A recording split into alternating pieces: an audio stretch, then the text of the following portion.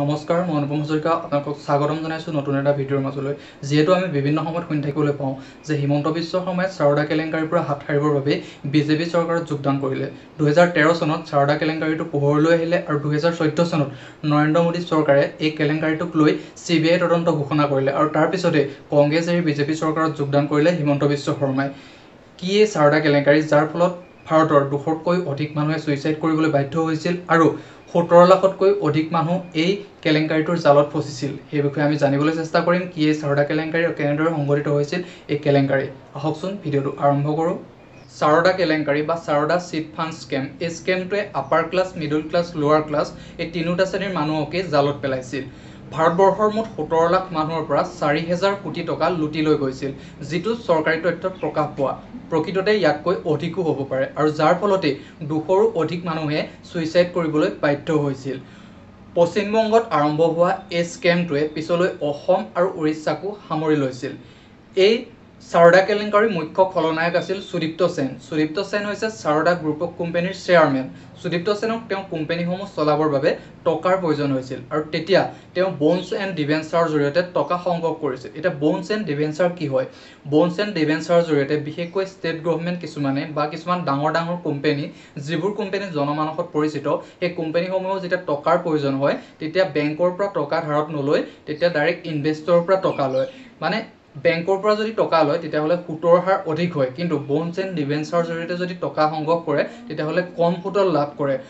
আৰু bonds and ডিবেঞ্চাৰৰ জৰিয়তে টকা ল'লে ঠিক ফিক্সড ডিপজিট টাইপৰ হয়। ধৰি লওক আপুনি 1 বছৰৰ বাবে 20,000 টকা জমা কৰিছে বন্ডছ এণ্ড ডিবেঞ্চাৰত, তেতিয়া আপোনাক কোৱা হৈছে যে 1 বছৰৰ পিছত আপুনি 40,000 টকা লাভ কৰিব। আচলতে যিটো ৰিটাৰ্ণ আপুনি বন্ডছ এণ্ড ডিবেঞ্চাৰত লাভ কৰে সেইটো ৰিটাৰ্ণ আপুনি বেংকত জমা কৰিলে লাভ কৰিবলৈ সক্ষম নহয়। মানে বন্ডছ এণ্ড ডিবেঞ্চাৰত কাষ্টমাৰ যিজনে ডিপজিট কৰে সেইজনো লাভান্বিত হয় আৰু যোনে লয় সেইজনো লাভান্বিত হয়। কিন্তু যদি কোনোবা ধৰণৰ গভৰ্ণমেণ্টে বন্ডছ এণ্ড ডিবেঞ্চাৰৰ জৰিয়তে টকা সংগ্ৰহ কৰে তেতিয়া তাত ইমান ৰিস্ক নাথাকে, আচলতে সেইটো নিৰ্ভৰযোগ্য বুলি ধৰিব পাৰি। কিন্তু যেতিয়া প্ৰাইভেট কোম্পানীসমূহে বন্ডছ এণ্ড ডিবেঞ্চাৰৰ জৰিয়তে টকা সংগ্ৰহ কৰে তেতিয়া তাত বহুতো ৰিস্ক আহি পৰে। ডিপজিট কৰাজনে এইটো চাই ল'ব লাগে যে সেই কোম্পানীটোৱে তেওঁক টকা ঘূৰাই দিব পাৰিব নে নোৱাৰে। যেতিয়া সুদীপ্ত সেনে বন্ডছ এণ্ড ডিবেঞ্চাৰৰ জৰিয়তে টকা সংগ্ৰহ কৰিবলৈ ল'লে, তেওঁ কি কৰিলে, কিছুমান এজেণ্ট নিয়োগ কৰিলে আৰু এজেণ্টবোৰক ক'লে যে তোমালোকে মোক এনেদৰে মানুহ আনি দিয়া যিবোৰে মোৰ এই পলিচিটোত বন্ডছ এণ্ড ডিবেঞ্চাৰৰ জৰিয়তে টকা ডিপজিট কৰিব বিচাৰিব আৰু সেই মানুহবোৰক মই মানে ইমান টকা দিম। ধৰি লওক যদি কোনোবাই 20,000 টকা ডিপজিট কৰে মই 6 মাহৰ মূৰত 40,000 টকা দিম। মানে ইমানেই কিছুমান লোভ দিলে যিবোৰ মানে লোভ শুনি মানে আচলতে সকলোৱে ডিপজিট কৰিব বিচাৰিব। আৰু এজেণ্টবোৰকো এনেদৰে কোৱা হ'ল যে তোমালোকে মানুহ আনি দিয়া, তাৰ বাবদ তোমালোকক মই 20%কৈ টকা দিম। যদি ধৰি লওক কোনোবা এজনে 10,000 টকা ডিপজিট কৰে তেতিয়াহ'লে লগত সেই এজেণ্টজনে 2,000 টকা একাউণ্টত সোমাই যায়। আৰু এইটো কাৰণেই আচলতে এই গোটেই ইণ্ডিয়াত এই স্কেমটো বাঢ়ি গ'ল, এজেণ্টৰ সংখ্যা বাঢ়ি গ'ল। আৰু ইণ্ডিয়াত যিহেতু ফাইনেন্সিয়েল এৱাৰনেছৰ বিষয়ে মানুহবোৰ ভালদৰে জ্ঞাত নহয়, সেয়েহে এই এজেণ্টবোৰেও এই পলিচিটোৰ বিষয়ে বহুতো মানুহক আচলতে ক'লে আৰু মানুহবোৰেও এই ডিপজিট কৰিলে। কিন্তু যদি 50জনতকৈ অধিক ব্যক্তিৰ পৰা এই বন্ডছ এণ্ড ডিবেঞ্চাৰৰ জৰিয়তে টকা সংগ্ৰহ কৰিবলৈ হয় কোনোবা এটা কোম্পানীয়ে, তেতিয়াহ'লে সেবিৰ পৰা পাৰ্মিশ্যন ল'ব লাগে। সেবি হৈছে চিকিউৰিটি এক্সচেঞ্জ অফ ইণ্ডিয়া। কিন্তু এই সুদীপ্ত সেনে সেবিৰ পৰা পাৰ্মিশ্যন লোৱা নাছিল, কিয়নো সুদীপ্ত সেনে প্ৰথমেই জানিছিল যে তেওঁ চিয়ৰ আছিল যে তেওঁ এই পইচা আৰু কেতিয়াও ৰিটাৰ্ণ নকৰে। আচলতে তেওঁ লিগেল ইউজৰ কাৰণে, জেনুইন ইউজৰ কাৰণে এই টকা সংগ্ৰহ কৰাই নাছিল। সুদীপ্ত সেনৰ এজেণ্টসমূহ গাঁৱে ভূঞে বস্তিয়ে সোমাই পৰিল আৰু হেৰি ফেৰিত অক্ষয় কুমাৰে কোৱাৰ দৰে 25 দিনত পইচা ডাবল এনেধৰণৰ কিছুমান লোভ দিবলৈ ধৰিলে। আৰু যিহেতু ইণ্ডিয়াত বহুতো মানুহে ফাইনেন্সিয়েল এৱাৰনেছৰ বিষয়ে নাজানে, সেয়েহে বহুতো মানুহ এই জালত ফচিলে আৰু এনেদৰে ভাৰতবৰ্ষৰ মুঠ 17 লাখ মানুহৰ পৰা 4,000 কোটি টকা সুদীপ্ত সেনে সংগ্ৰহ কৰিবলৈ সক্ষম হ'ল, যিটো চৰকাৰী তথ্যত প্ৰকাশ পোৱা। প্ৰকৃততে এই স্কেম ইয়াতকৈ অধিক টকাৰো হ'ব পাৰে আৰু এই স্কেমটোৰ মাৰ্কেটিং ইমানেই প্লেনিং কৰিছিল যাতে বহুতো মানুহ এই স্কেমটোত সংযুক্ত হয়। আৰু লাহে লাহে যেতিয়া এই স্কেমটোত টকা আহিবলৈ ধৰিলে তেতিয়া বলিউডৰ এক্টৰ আৰু ফুটবলৰ খেলুৱৈসমূহক লৈ এডভাৰটাইজিং কৰিব ধৰিলে।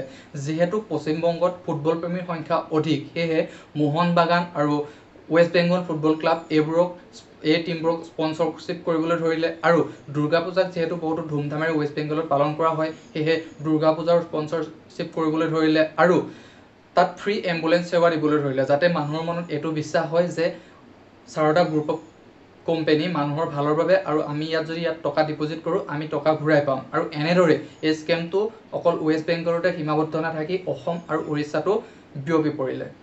এনেদৰে এই স্কেমটো বাঢ়ি গৈ থাকিল আৰু 2009 চনত সেবিয়ে গম পালে যে সেবি মানে security exchange board of India গম পালে যে সাৰদা গ্ৰুপ অফ কোম্পানীয়ে মানুহৰ পৰা যেনেদৰে টকা সংগ্ৰহ কৰিছে ইয়াত নিশ্চয় কিবা খেলিমেলি আছে আৰু সেয়েহে সুদীপ্ত সেন আৰু ৱেষ্ট বেংগল গভৰ্ণমেণ্টক নটিচ পঠিয়ালে আৰু ৱেষ্ট বেংগল গভৰ্ণমেণ্টে এই নটিচখনৰ ওপৰত একো একশ্যন নল'লে আৰু সুদীপ্ত সেনেও গুৰুত্ব নিদি তেওঁৰ স্কেম আগবঢ়াই গৈ থাকিল আৰু তাৰপিছত সেবিয়ে এইটো গম পালে যে সুদীপ্ত সেনে 50তকৈ অধিক মানুহৰ পৰা টকা সংগ্ৰহ কৰিছে বন্ডছ এণ্ড ডিবেঞ্চাৰৰ জৰিয়তে যাৰ কাৰণে সেবিৰ পাৰ্মিশ্যন ল'ব লাগে কিন্তু সুদীপ্ত সেনে লোৱা নাই আৰু সেয়েহে সুদীপ্ত সেনলৈ আকৌ নটিচ পঠিয়ালে। তেতিয়া সুদীপ্ত সেনে কি কৰিলে সেই সাৰদা গ্ৰুপ অফ কোম্পানীৰ আণ্ডাৰত 300তকৈও অধিক কোম্পানী খুলিলে আৰু সেই কোম্পানীসমূহৰ এগেইনষ্টত সেই ইনভেষ্টৰসমূহৰ নাম এড কৰিবলৈ ল'লে যাতে সেবিও কনফিউজ হৈ যায় কোনটো কোম্পানীত আচলতে গণ্ডগোল চলি আছে।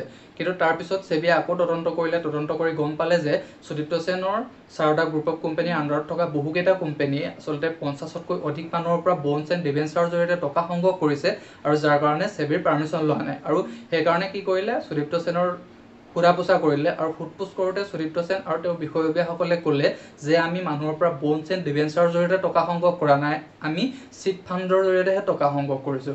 এতিয়া কথা হ'ল যে চিট ফাণ্ড কি, কাৰণ তেওঁ এইটো কাৰণে চিট ফাণ্ডৰ জৰিয়তে টকা সংগ্ৰহ কৰিছোঁ বুলি ক'লে কাৰণ চিট ফাণ্ডৰ জৰিয়তে টকা সংগ্ৰহ কৰিলে চিট ফাণ্ডটো ষ্টেট গভৰ্ণমেণ্টৰ আণ্ডাৰত আহে, সেবিৰ আণ্ডাৰত নাহে, সেয়েহে তেওঁ সেবিৰ পৰা বাচিবৰ বাবে চিট ফাণ্ডৰ আণ্ডাৰত টকা সংগ্ৰহ কৰিছোঁ বুলি ক'লে। এতিয়া চিট ফাণ্ডটো কি হয়? চিট ফাণ্ড এনেধৰণৰ হয়, ধৰি লওক 5 মাহৰ বাবে 5জন মানুহে 10,000 টকাকৈ ডিপজিট কৰিছে আৰু মাহেকৰ শেষত এটা বক্সত সেই 5জন মানুহৰ নাম লিখা আছে আৰু তাৰ পৰা এটা নাম টানিছে আৰু যাৰ নাম পৰিছে তেওঁ 45,000 টকা ঘূৰাই পাইছে আৰু বাকী যোনে এইটো অৰ্গেনাইজ কৰিছে আচলতে যদি সাৰদা গ্ৰুপ অফ কোম্পানীয়ে অৰ্গেনাইজ কৰে তেতিয়া সাৰদা গ্ৰুপ অফ কোম্পানীয়ে 1000 টকা ৰাখে আৰু বাকী যি 4জন মানুহ থাকিল সেই 4জনক 1000কৈ ভাগ কৰি দিয়ে। আকৌ নেক্সট মাহত কি কৰে আকৌ তেনেদৰে সেই 5জনে 10,000কৈ ডিপজিট কৰিব লগা হয় আকৌ সেই বক্সটোত কিন্তু প্ৰথম মাহত যিজনে আচলতে 45,000 টকা লাভ কৰিছিল সেইজনৰ নাম নাথাকে, বাকী 4জনৰ নাম থাকে আৰু তাৰ পৰা এজনৰ নাম পৰে আৰু তেওঁ 45,000 পায় আৰু বাকী 4জনে 1000কৈ পায় আৰু সাৰদা গ্ৰুপ অফ কোম্পানী আচলতে যোনে অৰ্গেনাইজ কৰে তেওঁ